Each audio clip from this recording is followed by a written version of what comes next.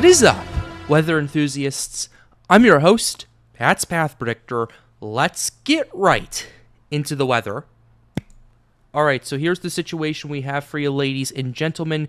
We have a lot of stuff we need to talk to you about today. We've had area of interest start to tag up. We talked a little bit about that on Friday. Now we have some more information and some more data to show you guys, just to kind of give you an understanding of what we're looking at going forward. So let's go ahead and start with the National Hurricane Center's advisory right here. This is the latest they have on this area of interest. They will most likely designate this and invest sooner rather than later. So we'll go ahead and dive right into this. This is as of 2 p.m. Eastern Daylight Time on the 28th of July, 2024, near the Leeward Islands and Greater Antilles. An area of disturbed weather over the central tropical Atlantic Ocean is expected to interact with an approaching tropical wave during the next couple of days. Environmental conditions are forecast to become conducive for some development thereafter, and a tropical depression could form mid to late week while the system is near or over the northern Leeward Islands, Greater Antilles, or southwestern Atlantic Ocean.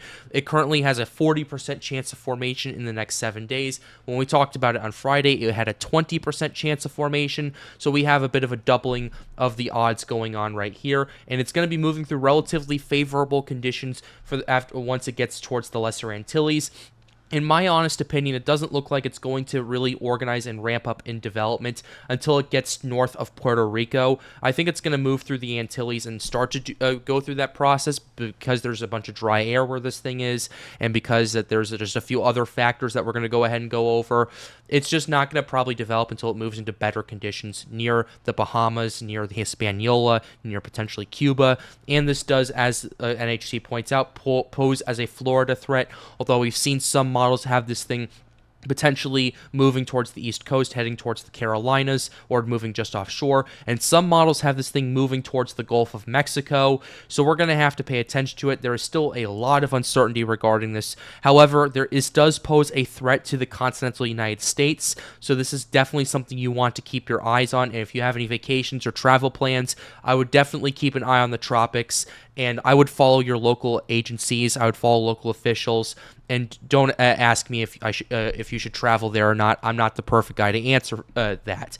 Follow local officials and just take the recommendations more than face value. But with that being said, let's go ahead and go back to the satellite imagery. And I want to go ahead and kind of zoom in a little bit on the central Atlantic, just to kind of give you at least an initial scope of what we're potentially looking at. So here's what we have going on. This is the tropical wave where my cursor is. This is where the tropical wave in question is. And this is where that area of disturbed weather in the intertropical convergence zone is, right over here in the central Atlantic. These are expected to interact, and a lot of this weather right here is likely going to get pulled into this tropical wave. You can already see with this wave, you're seeing a lot of rotation with this, which is pretty interesting, and that's probably the reason, too, why the NHC has a 40% chance of development, because they're noticing this thing does look a little better on satellite, not so much convection-wise, but more so in terms of rotation and so in terms of organization. There is some light convection with it, but overall what we're noticing is kind of a very tight area of rotation. There's a lot of vorticity with this, and that's what the NHC is initially paying attention to. But you also have this area of convection that this wave is going to feed off of, and it's likely going to help kind of let it survive until it gets to the Lesser Antilles, and then it's going to start organizing and developing, because what do we have in the region? Well, we do have a little bit of Sahara dust in the region. We can go ahead and show you the true color. Over here, you can see the sun moving through. Yeah, there is some Sahara dust into the northeast of it right here. We can go ahead and zoom out on this to kind of give you a better Atlantic-wide area of what the true color imagery looks like. Yeah, you see the Sahara dust. There's Sahara dust to the north of this tropical wave that's kind of preventing development at this current point in time. There's also a lot of dry air affiliated with that. The Sahara dust in the western half of the Atlantic is pretty much gone outside of some areas in the Caribbean Sea. So ultimately, that's not going to be an issue as this thing approaches the islands over here. And like I said, where this wave is, there's a lot of dry air affiliated with it. So essentially, it's going to just be moving through it kind of as a relatively dead system until it moves towards a more moist area of tropical development. So we're going to have to pay attention to that as we get the data and the information out for you. But regardless, you need to pay attention to this. There's also another tropical wave coming off the coast of Africa that I'm paying attention to. And we'll go ahead And we're not exactly designating this. I personally don't think this is going to develop anytime soon. But what this is doing is it's kind of moistening up the main development region and allowing for more stuff to potentially fire up down the road. It's July 28th now. We're very close to the time where hurricane season really starts to ramp up. And what's going to help with that is the Madden-Julian oscillation, or MJO for short. We can go ahead and show you the MJO's forecast at this current point in time. This is based off of yesterday. I don't think they have it updated today, so unfortunately I can't really show you today's, but this is what they have. They're having the MJO around weak to moderate status as it approaches the Eastern Pacific and Atlantic Oceans right here, and that's going to kind of help merge and allow for the system, because what's going to happen is the tropical wave is moving west, and the Madden-Julian oscillation is moving out of the Western Pacific and moving to the east. So what that ultimately is going to do is those two are going to kind of clash in, and they're going to kind of meet each other in the middle. They're probably going to meet each other near the Lesser Antilles, which is why we're seeing those development chances ramp up around that area right there. And what the MJO does is it allows for a lot more convection to fire up. It gives us a lot better of a chance for things to organize and develop. It doesn't take into account everything, but it kind of gives us a good indicator as to what we're potentially looking at. And overall, it kind of gives us a good idea of how active this hurricane season will be. But there are some limiting factors we have to consider to kind of start looking at this more deeply. We're going to start by, before we get to that, first of all, I want to show you the global sea surface temperatures and what we're looking at right here. Where this wave is right now, it's in an area of about 26 degrees Celsius or about 79 degrees Fahrenheit or so. So that's ultimately something you're going to have to pay attention to, ultimately something you're going to have to keep an eye on. But overall, it's not in a prime area for development, at least right now. It's part of the reason also. Like, there's multiple parts to why the NHC is waiting for this thing to develop until it gets to the Antilles. You see a massive jump of water temperatures, pretty much from where it's at all the way until it gets towards the Leeward Islands, until it gets to Puerto Rico, where we start to see 28, 29 degrees Celsius waters, or 82 or 84 degrees Fahrenheit, respectively. That's where you get to the point where you start to see these water temperatures really allow for this thing to breathe, allow for the system to develop, and allow for the system to organize. And we still are seeing all these waters continuing to ramp up and warm up across a lot of these areas. At this current point in time, ocean heat content continues to be off the charts, at least in where it's headed out to. Where the system's going to be headed once it merges with this area of disturbed weather, what you're going to see is you're going to see a couple of jumps of OHC of over 125, and then you're going to see a consistent area of around 75 to 100 OHC, which is good for pretty decent strengthening, to say the very least. And it kind of gives me that Isaias setup that I kind of alluded to a little bit earlier. Let's go ahead and, matter of fact, go back to where we were in 2020. I want to go ahead and go back to July 28th of 2020, just to kind of give you an idea. Yeah, perfect. There was a lot less OHC. Well, there was about the same in some areas, but there was a lot less OHC and across a much broader area. You saw a few isolated areas of 100 OHC in the Atlantic Basin, but overall you didn't see that much until you got to the Bahamas, where the OHC starts to pick up a little bit. Where are we at in 2024? Well, you're seeing a lot more of these areas of 100 plus OHC, a lot of these areas of 80 plus OHC, and that's going to allow for some more potential development if this thing can get its act together and it can get through an area of very low wind shear. Here's the wind shear forecast for you right here. No, not the forecast, but the wind shear kind of map for you. The wind shear that I'm paying attention to, the wind shear where it's at is actually pretty low, at least where the area of this convection is, where the wave is. It's being hampered by Sahara dust. Don't expect that to develop in the next couple of days. But where this wave is and where this is expected to go, it's in an area of very low wind shear, and you're seeing the wind shear starting to collapse across parts of the Atlantic Ocean over here, at least the Atlantic Basin. And ultimately what that's going to do is it's going to give this thing a much more of a fighting chance to organize and develop as it approaches the Bahamas, as it approaches Florida, as it potentially approaches the East Coast, as it potentially approaches the Gulf of Mexico. And speaking of the Gulf, if it does meander in there, well, if it did it today, it'd be going through some really good shear conditions right there. You have that max 10 knots of wind shear across a lot of these areas right there where it would be anticipated to go. So yeah, you're going to have a lot greater of a chance. There is still a pocket of wind shear around 40 plus knots or so across a lot of these regions right there, but overall it's not going to do much. It's going to oscillate, go up and down, up and down, up and down. But regardless of what we're looking at, it's only the Sahara dust that's left that's going to, before this main development region is open for business, ladies and gentlemen. We're at that point where the wind shear's collapsed across a lot of the region, and now all it has to take is that Sahara dust to get pushed up to Europe and the dry air to get mixed out, and now you're open for business, and that's what the MJO is ultimately going to end up doing. Where the MJO is currently... It is kind of meandering in the Western Pacific, but it is going to be moving out in the next few days as the MJO starts to get closer and closer and closer to the Eastern Pacific and eventually the Atlantic Oceans.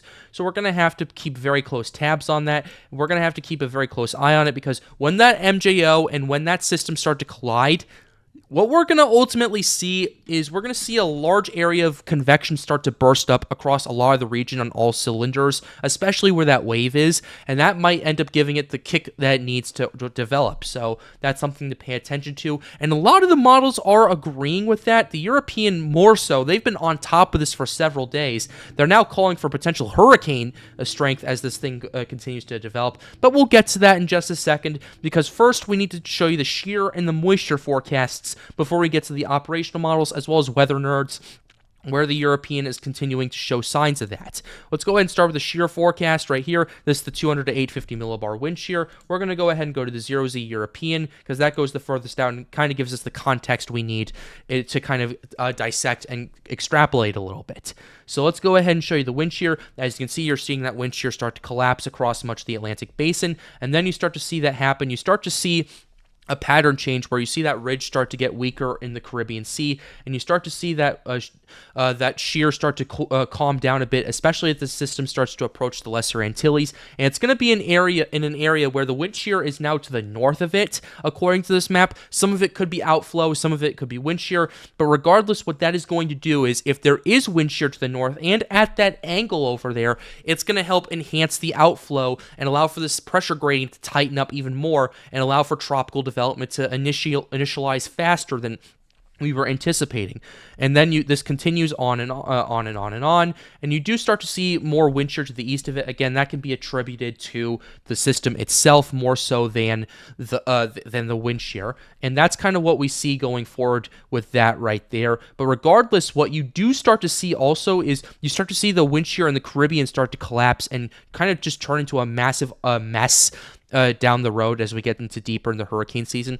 And look at this. By the time we get to 10 days out, a lot of the MDR is now calm, and a lot of the Caribbean starts to calm down, and things are going to get pretty interesting from there. That's when peak hurricane season really starts to go up, and that's when we start to really see those odds ramp up. So let's go ahead and show you the moisture forecast right now. Let's go ahead and show you the relative humidity, and I also want to go ahead and show you the anomalies to kind of give you an understanding of just how much more moist and how much more active this season is going to end up getting. So let's go ahead and start with the moisture right here, at least for what we're seeing right now. MDR, you're seeing an area of a moist pocket going on, and what you're going to notice is when those two merges, what this moisture is going to do, it's going to transfer up to where this tropical wave is, and it's going to allow for a lot of that dry air to start mixing out and things to get more interesting. You start to see a very robust moisture pocket in association with this, and yes, there is some dry air around it, but because the wind shear is going to be so low, there's not going to be much of an issue in regards to that. So we're going to have to pay attention to that, because this gives it a much more better, higher fighting chance, especially with that low shear it's going to be moving through. So that's what we're paying attention to at this current point. And ultimately, we're not going to see much of a dry air intrusion once we get to the Antilles, unless the wind shear unexpectedly picks up and it starts to tear the system apart. And what that'll end up doing is putting more dry air in it, and it'll essentially choke it to death. So that's what we're paying attention to. But what we're now going to take a look at is some of the models that are calling for this development. We're going to show you the European ensembles, because they've been really on top of this as of late. We're going to show you the 0Z European ensembles right here. This is where we're at about 144 hours out at the time of this thing being initialized. You start to notice, and right here, you start to notice a bit more of a northward trend in these 0Z ensembles right here. You see a lot of them really hitting the Bahamas as either a tropical depression or tropical storm. But after that, you go ahead and go to 240 hours out, and this thing kind of moves off the east coast. And yeah, you see some ensembles kind of hitting Florida, potentially entering the Gulf of Mexico, but the majority of them either hit the Carolinas or just stay off of shore right here. However, that is the 0Z run right here, and pay attention to this area right here. You notice how it's a lot further up to the north than what we were initially anticipating from the previous runs. Let's go ahead and show you the 6Z just for context. You see the vast majority of them shifted a little further to the south right here. You see that subtle shift. Let's go ahead and go back to the 0Z, and we'll go ahead and kind of oscillate back and forth. Here's the 0Z, here is the 6Z. That's a bit of a shift of about 50 miles, but those kinds of shifts do make the difference in this case, because that kind of shift will indicate how strong the Bermuda high is, and that's our steering currents in the tropical Atlantic. Because what we're going to ultimately see is, if we're seeing a pattern where it's going to be moving south of the Bahamas, that puts Florida a lot more at risk, and that ultimately could allow for this thing to move through the straits over here and into the Gulf of Mexico. And if we're seeing a more scenario where this thing's going to be moving further to the north and really impacting the Bahamas, this thing will either hit the Carolinas or stay out to sea. There is a lot of uncertainty in regards to the track right now, so we're going to have to pay attention to that, because we have some models hitting the Gulf, some models hitting the East Coast, some staying out to sea, and some hitting Florida dead smack in the middle. And we can go ahead and kind of give you a combination of those models to kind of give you a deeper understanding of this. We're going to start with the European right here, just so that way we can kind of start with what I was talking to you about earlier and show you how these ensembles kind of play out right here. 0Z European, things start to ramp up over the Antilles into the Puerto Rico, the Dominican Republic, and then you start to see development ramp up around the Bahamas over here. The operational has it moving east of the Bahamas and generally staying out to sea, although it could bring some impacts to the Carolinas, Virginia Beach, potentially up the East Coast right there, especially when it comes to currents and all that. And the European wants this thing to head towards Canada, towards Newfoundland, and make landfall as a 991 millibar hurricane, which would be pretty interesting if that happened. But ultimately, it's going to come down to if this Bermuda high collapses and the Azores high takes over, or if the Bermuda high is stronger than what we were thinking and it pushes it towards Florida. So that's the European. Let's go. The GFS is kind of having issues when it comes to its organization and development, but I'll show you that anyway. The GFS has been having a lot of mixing issues. It doesn't really have this thing organizing and developing, but the NHC is not buying what the NHC is selling. Well, not the NHC is not buying what the GFS is selling. I apologize for that. So we'll have to pay attention to that. Let's go ahead and show you the CMC model. CMC has been pretty interesting. The CMC actually wants this thing moving further to the south and striking the Gulf Coast as a hurricane near the Florida Panhandle, which, again, you're going to see a lot of that uncertainty. I know CMC has some mixing issues as well. NavGem, we can go ahead and show you that. The NavGem's pretty interesting as well to take a look at. Let's go ahead and show you that. NavGem doesn't really want much of that developing, but again, there's a lot of mixing issues associated with that. The Icon is also having similar problems. It has this thing pushing into the Gulf or not really developing at all. So it's mainly the European that's kind of been leading the charge, and the NHC has been kind of leaning towards the European model for their forecasts, as well as all the other models they have that we do not publicly have access to. So ultimately, I'm leaving this up to the NHC. I think they're making a good call. They're making a good judgment call with this, and ultimately, we'll have to see what happens down the road. But before we go, I do want to make one very big announcement. I have started a official Pat's Path Predictor Patreon. There are 2 tier members you can get, one for $5 a month, that is the Friend of Pat tier, and the official sponsor, which is $10 a month. For the Friend of Pat, you will get documentaries that I've produced 2 days ahead of schedule of the official upload, as well as the original uploads that, if in case something happens to them, they will be archived here for those who decide to join the Patreon, and they won't be messed with or edited or anything like that. But if you want to become the official sponsor, it's the same perks as Friend of Pat, but you'll get shouted out at the end of every video and documentary as an official sponsor of the channel. You'll also have the opportunity to kind of get some exclusive behind-the-scenes footage, as well as maybe I might post a few vlogs here and there, just kind of talking a little bit more about how things are going outside of YouTube. So that might be a few nice things right there, and that might be something I might keep up on in regards to that. But yeah, please be sure to join my Patreon. The link to that will be the first in the description down below. But with that being said, we're going to go ahead and close the video out right here. I really hope you enjoyed it. Be sure to leave a like and subscribe to the channel if you are new.